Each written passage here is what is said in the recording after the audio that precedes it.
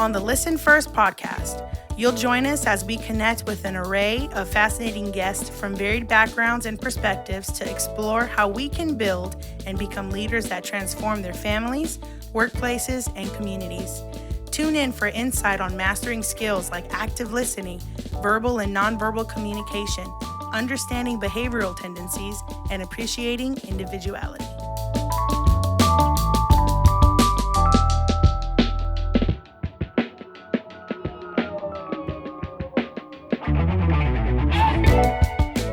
Hello and welcome to the Listen First podcast. I'm your host, Adam Salkin. Today we take you into the Roaring Fork Valley in Colorado, a place known for its breathtaking landscapes and more recently quickly becoming known for its commitment to fostering caring communities.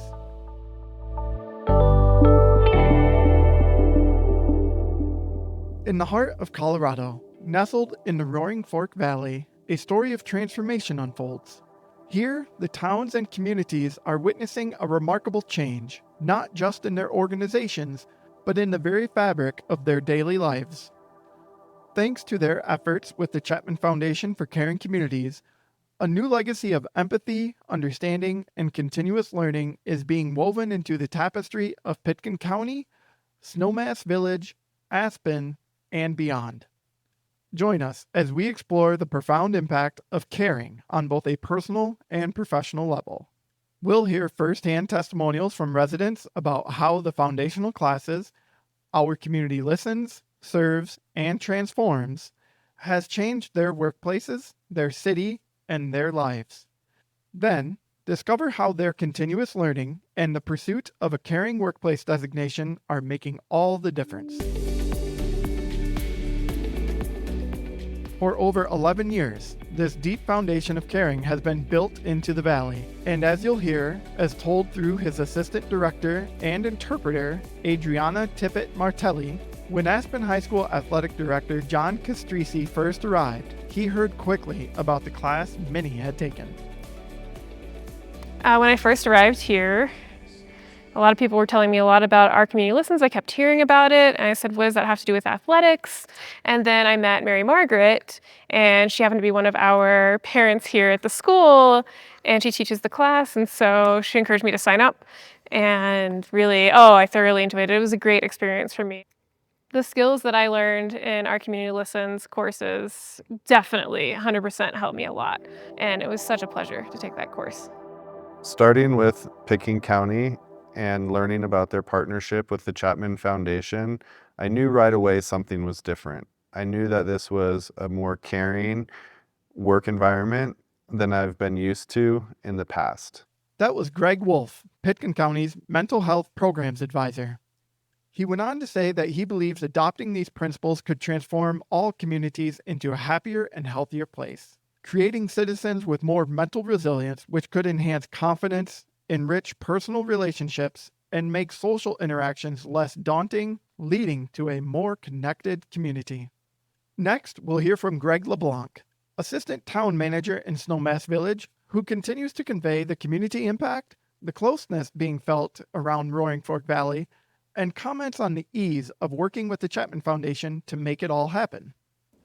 Comparing my experience at the town of Snowmass Village, I've been here just shy of 2 years, to my experience with other organizations, it is a lot more friendly. It allows me to have that work-life integration that I spoke to earlier, because the organization and all of our partner organizations, such as the county or the city of Aspen, also have embraced these skills. And so we believe it not just at our professional organization level, but we believe it all at a community level.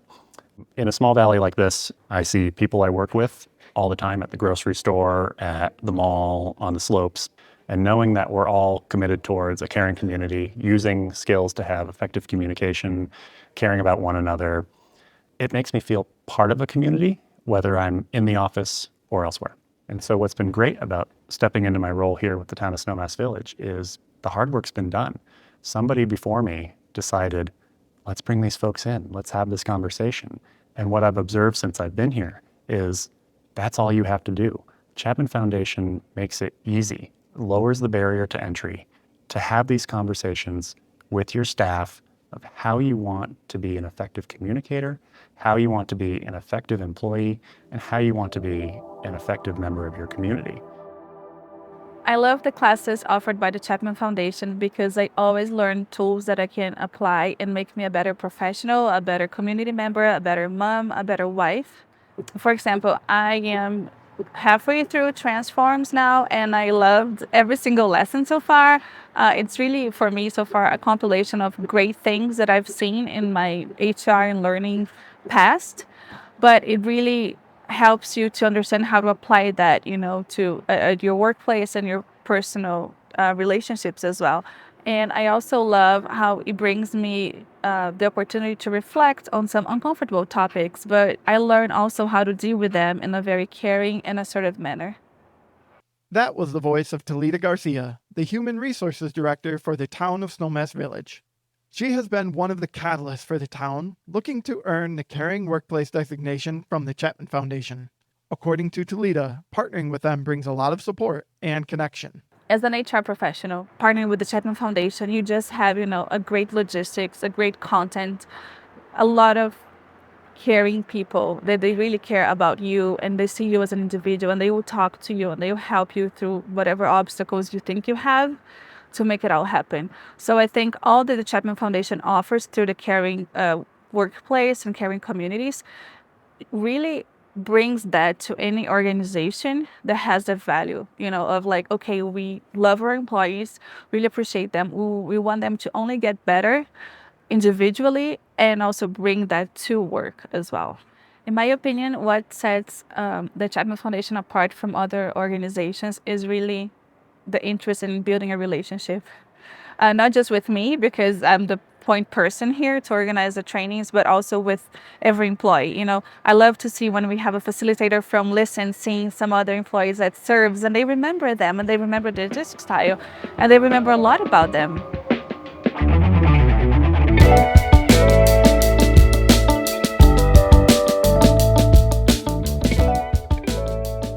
As we leave behind heartwarming testimonials, we pivot our focus.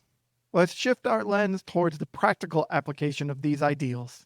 We'll begin by digging into the transformative learning experiences provided by the first foundational class, Our Community Listens. This part of our story reveals how Pitkin County's Human Resources team leveraged these learning opportunities to foster better communication and resolve miscommunication issues across departments. Get ready to discover the tangible tools and teachings that make this profound change possible. So let's begin with commentary from Jeff Hembury, Pitkin County's Human Resources Manager. He praises the Chapman Foundation for its unique approach to continuous learning, adding that their Our Community Listens, Serves, and Transforms classes go beyond the traditional done-in-one-day type trainings. Compared to other initiatives, what I really like about what the Chapman Foundation offers with Our Community Listens, Our Community Serves, Our Community Transforms is the fact that it's not just a one and done kind of training. So you don't go through the course, put the certificate on the wall and just leave it there. It's continuous. I really like the fact that we can reinforce the learning through employment, through roundtables, so people can gather and get reminders about the different concepts from Our Community Listens. It keeps the learning alive. The Chapman Foundation really kind of lights a spark in people to continue their learning, to continue their self-improvement journey that, putting a certificate on the wall doesn't. Like, that learning's dead if you don't use it. Chapman Foundation does a really good job of building different levels of training to keep that muscle exercised. Jeff has over 17 years of experience working in human resources, and his beliefs continue to evolve. As he continues, listen closely as to how the Chapman Foundation classes have influenced him and what he wants to share with other HR professionals about it. My approach to professional development has changed since taking Our Community Listens, Our Community Serves. Maybe earlier in my career, I would have said that there's such a thing as a good employee and a bad employee. Now I would say that's not necessarily the case. It's an employee that's understood or an employee that's not understood. And that's really where the OCL curriculum has helped me be able to connect with people on a different level. Everybody is essentially a good person doing the best they can. Some need some guidance, and that starts with listening to them. I think the impact that I would reflect on with another HR professional or a group of professionals is that this is a really powerful curriculum. Changing the default mindset from reaction to responding is really powerful. And it goes back to miscommunication with a lot of what we deal with at the human resources level when we're helping team members in other areas communicate better. So anything that can help us as HR team members to coach others in the organization is really priceless. Talita Garcia also appreciates the continuous learning provided by the Chapman Foundation and highlighted its role in cultivating the culture of care and understanding within their workplace. She went on to say that they have used the skills to enhance their hiring practices, specifically through DISC assessments. This is a great first step towards helping her organization with retention, but she also believes something else will come into play. Having leaders like the town manager, assistant town manager, and other directors, department heads that embrace the skills and the values of caring workplace and all of our partnership with Chapman Foundation, it really makes a great impact on me as an employee, because that aligns with some of my values. One of my values is purpose, and I do find a lot of purpose working in a place that I know we care about people getting better, professional development opportunities, about them learning about themselves and how to better communicate with others, how do they want to show up, bringing all those reflections.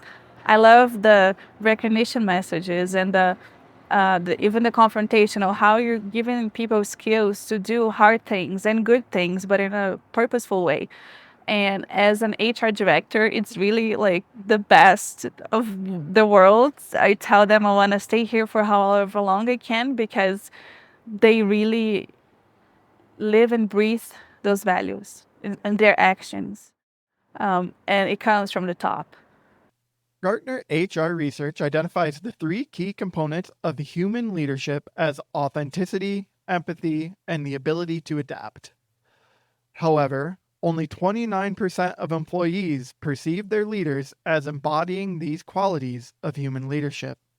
So if leaders buy in and lead the way with care, it can make an immediate difference in a company's culture.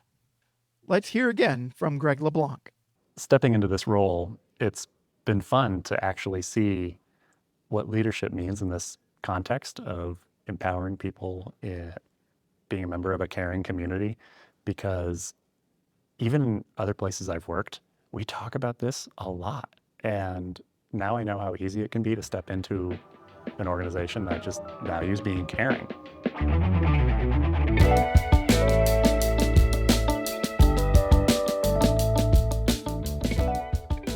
Moving from the impacts on individuals, organizations, and then communities, let's start thinking long-term. The care and empathy being woven into the fabric of the Roaring Fork Valley marks our exploration of how these principles are not just shaping professional environments, but are also laying the groundwork for a legacy of compassion and understanding. This state of wonderment about the deeper impact often grabs a hold of Greg LeBlanc's mind. I think about legacy often, and so decades from now, when the next round of managers are here leading the town, when they look back at what mattered for this time period, will it be public works projects? Will it be other large capital improvement projects that we achieved? Will that be the legacy? I don't necessarily think so. I think it really speaks to the culture of the organization and the broader community that we've embraced this not only now, but we'll embrace it into the future. That's the legacy I think that will be told, that will be remembered, that will be valued decades from now. And to circle back to a question you asked earlier, that's really ultimately why I ended up in Snowmass Village, because I could see that from day one. It comes from a place of caring, and it doesn't happen by accident. It takes some work, and for us, it just so happened to be inviting the Chapman Foundation into our organization. In our modern world, initiatives like those of the Chapman Foundation for Caring Communities remind us of the power of human connection and empathy. The changes within the Roaring Fork Valley serve as a blueprint for what's possible when communities and organizations prioritize compassion. This narrative challenges us to rethink our roles within our own communities and workplaces. As we wrap up today's episode, consider how we can apply these lessons of empathy and caring into our lives, driving forward a legacy of compassion and connectedness. Thank you for joining us, and I hope this story inspires you to drive change in your own corner of the world.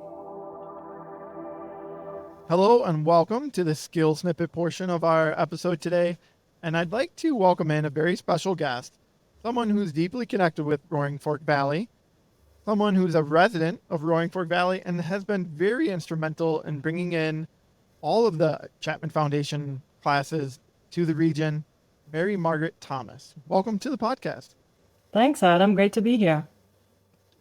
So, Mary Margaret, you recently facilitated your 60th class over the last 10 years. I did a little bit of math around that, which is difficult for me, even with a calculator. And I averaged out, let's say 25 people are in a class. 25 times 60 is 1,500 people that you've had an effect on, you've had an impact on. And if you think about even one person in that person's life that they've then had an effect on, that ripple effect essentially that we talk about so often, that's 3,000 people. And you could keep going and keep going and keep going, but we're already into the thousands. So what I'm curious to hear from you a little bit is, how does it make you feel when someone says you have had an effect, an impact on thousands of people's lives? Well, initially, it's not me as much as it is what CFCC has done in developing the curriculum, because it is brilliant curriculum. And I don't ever have to think about stories. You know, we often tell stories within class to really drive the learning home, because after 10 years, you live it. You do it all the time. You see stories every single day. And after 60 classes, frankly, I get bored with my stories. So I change them up a lot. And it's wonderful to see how it has influenced our entire community to be far more caring. So that's exactly where I wanted to take the rest of this conversation. But before I do that, I wanted to say thank you for your dedication. Thank you for your graciousness, because I agree it is a great set of curriculum, but you need a human being to deliver it. And you have been a wonderful person to bring it out. People have mentioned you in interviews that I've done with them in that region many times about the impact that Mary Margaret made on them. So Oh, that's sweet. I just want to make sure that you know that. Oh, that's sweet. They're definitely my people. You know, it's a small valley, and regardless of where you go, whether you go to the grocery store or I rarely go somewhere where I don't see people I know. And I think I've mentioned this to you. I'm not great in remembering names, but I'm really good with faces. So I will just own it and say, hey, I'm sorry, I don't remember your name, but I do remember your face, and I think you were in class. And it's been wonderful. And people really want to. I have someone who, every time I see her, and it was in one of the classes 10 years ago, talks to me about the impact of the class every single time that I see her. So it's fabulous. It's so wonderful to hear from someone who's directly having that impact on them. After we just listened to those stories of, Town of Snowmass Village, Aspen School District, and Pitkin County, to know that it really is becoming a caring community out there. And I'm thankful that you're helping lead the way in many respects. It is, and it's really exciting now because we're involving a lot more organizations to become a caring community throughout the valley, not just the organizations you mentioned. And I'm really excited what's going to happen with that as well. Well, that's a little teaser of, a second level of where we're going with things as an organization. But before we get there, tell me a little bit about what you heard in listening to those stories that I just mentioned in the first part of our podcast, and how the Our Community Listens curriculum has had an impact. One of the major things is the impact of listening, and how we often forget that simple piece, or we listen without the entire skill set. And Our Community Listens talks about the specific tools that you need to be that good empathetic listener. And one of the wonderful things about that piece is that you don't have to have been born a fantastic listener. These are skills that you can learn and you can craft and work on till you have them, as a tool. I often talk about that everyone has a set of tools, but we can always improve upon those tools. So with empathetic listening, we can really try to understand it from that other person's perspective and know that they are really seeing it oftentimes different than we are. We also use a lot of empathy when we're talking about getting ready if things aren't going well in a relationship to have a confrontation where we want to have really thoughtfully prepared, thinking about what feelings, what behaviors, and what impact has been the impetus to have this conversation. And if we go to it with a great deal of empathy, the likelihood for resolution is that much higher. I love everything that you stated in there, and that's a little small piece of what we're considering our skill refresher today, is the idea of all of the lessons that we learned in our community listens. You mentioned reflective listening, leading with empathy. Well, it's all encompassed in empathy, correct? And then we've got reflective listening, and you mentioned FBI statements. And I know that for our, let's say, our little more in-depth skill snippet, you want to bring us into our second foundational course, Our Community Serves. Let me ask you, first of all, I know that material was kind of fresh to you. How many classes have you facilitated and served so far? I have facilitated 4 so far, and I think I have 6 more on the books for the rest of the year. So I will continually advance in my skills there. And I love the curriculum so much. It's so exciting to be able to take people who are alums of the Our Community Listens class and take it one step further. So just as the Our Community Listens class each day builds, this 2-day course builds as well. And we step into that zone of perspective in a way that we just start to touch upon in listens. So in the serves, we really think about how oftentimes we consider that the way that we see something is the way that it is.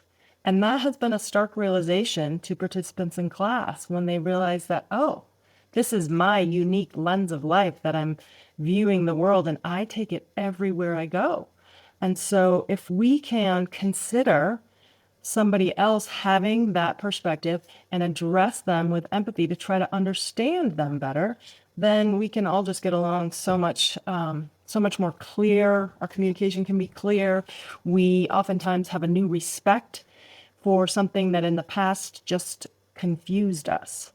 Right. So I really, really love that aspect. And it culminates over the 2 days of the Our Community Serves class in that we start an exercise that we refresh throughout the 2 days to really try to look at an issue or a confrontation, the things we talk about in listens.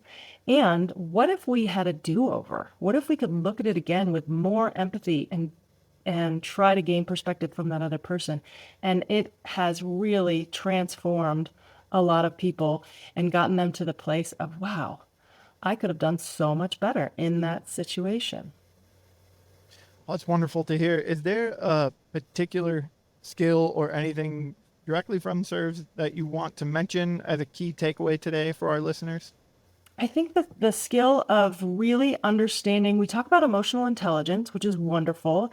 And so many of these things, when we talk about them initially, like listening in our first foundational class, we think of, well, you're either a good listener or you're not. Well, no, you can work on them. And you either have emotional intelligence or you don't. No, you can work on these. That's why there's such powerful skills that you can put the work in and increase your skill set around those things. So I would say between the emotional intelligence and really thinking about perspective and seeing how our perspective differs so much person to person, we're all, we have 25 people in the room and 2 facilitators, and we're all looking at it through our very unique lens of life.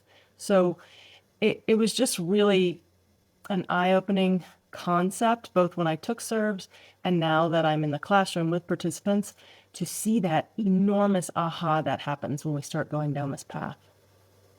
That's what I was going to ask about. Have you seen any aha moments in serves the same way that I'm sure in the 50 plus classes of Our Community Listens that you've taught over the years, that you've seen those aha moments? And it sounds like you have in serves.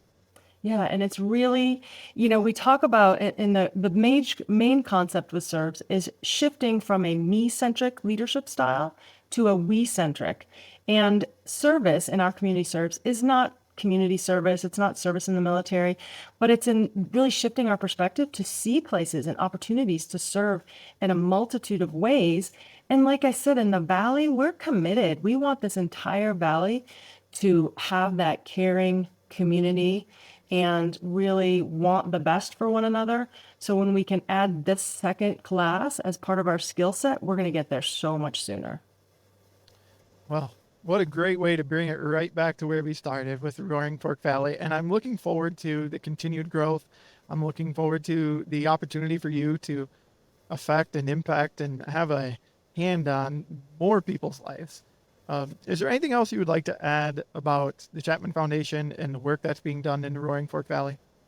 Just the fact that we are pushing, and part of that teaser, we are pushing to try to have an entire community from Glenwood Springs to Aspen and beyond, where we all have similar skills, have similar verbiage, and work on the concept that everybody does in fact matter, and all of the things that we're working on in classes can help us stay on track, because we all, anybody can have a bad day. We're human, But it right? lets us know that that doesn't define us, and we can go back. To some extent, we can go back and show our human condition and realize the mistakes we made and try to mend our relationships. What a great reminder.